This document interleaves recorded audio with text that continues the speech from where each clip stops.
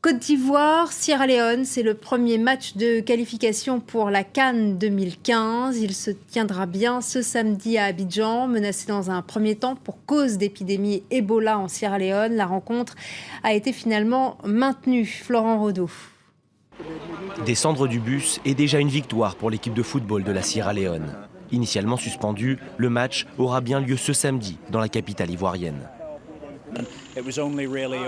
Ce n'est vraiment que lundi matin, donc 4 ou 5 jours avant le match, que nous avons eu la confirmation finale que le match se déroulait bien à Abidjan.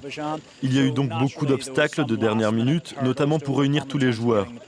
Quelques-uns d'entre eux sont arrivés dans les tout derniers jours et d'autres même aujourd'hui. Il y a eu beaucoup de défis à relever.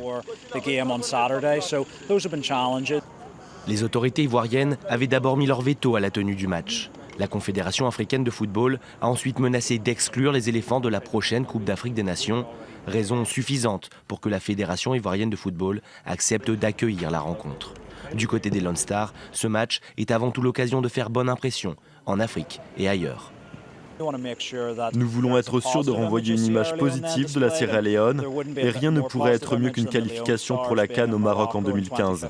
Cela attirerait l'attention du monde sur la Sierra Leone pour les bonnes raisons. Le Français Hervé Renard officiera pour la première fois sur le banc ivoirien en compétition officielle.